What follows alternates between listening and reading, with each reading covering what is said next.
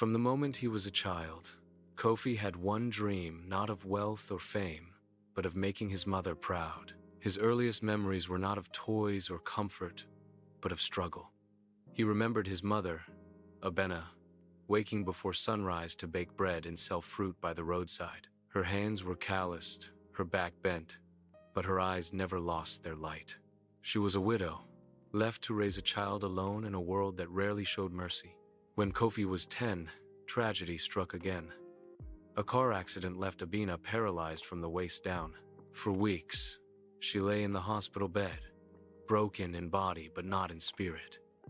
The doctor said she might never walk again, but when Kofi visited her, clutching his schoolbooks in tears, she smiled through the pain and said, "Don't stop learning, my son. One day, I'll watch you wear that cap and gown, even if I can't stand a clap for you."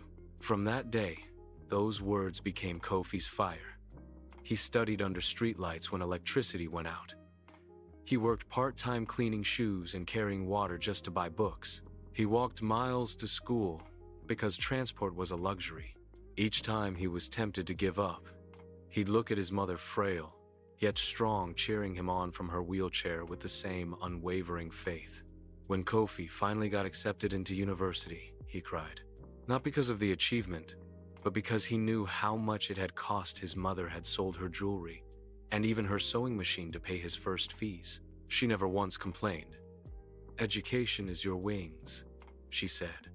"Fly high, and remember who tied the feathers." 4 years passed.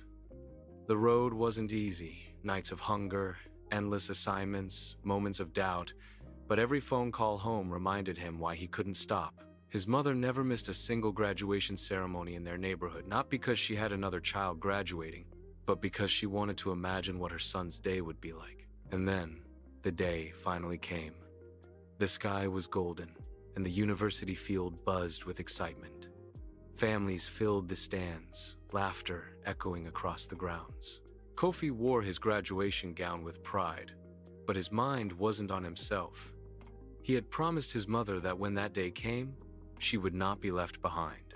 As the names were called, Kofi's heart pounded. When he heard his name, announced asterisk, "Kofi Mensah, first class honors." Asterisk, the audience cheered, but he didn't move toward the stage alone. The crowd parted as he appeared, pushing his mother's wheelchair slowly through the aisle. Conversations stopped. Cameras turned. Kofi climbed the stage with one hand on his diploma and the other on his mother's shoulder. He turned to the crowd and said softly, "This degree is not mine. It belongs to the woman who gave up everything so I could stand here."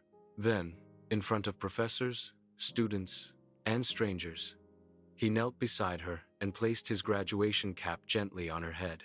There was silence, then applause, then tears. The moment became unforgettable. People rose to their feet, clapping not for his grades, but for his gratitude.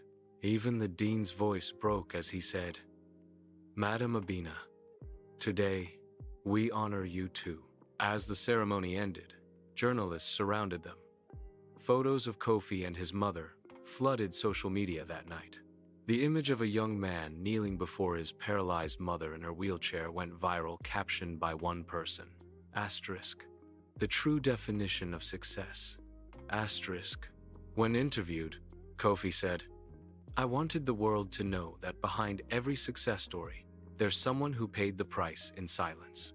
My mother taught me that love sacrifices quietly, but shines loudly when the time comes."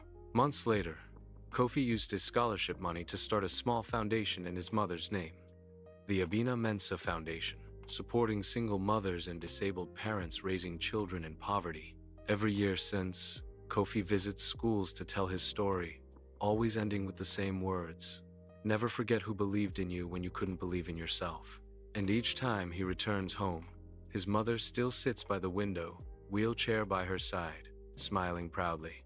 She doesn't need to stand, because her son's success already lifted her higher than her legs ever could. That's not just a graduation story. It's the story of a mother's love that refused to quit, and a son who refused to forget.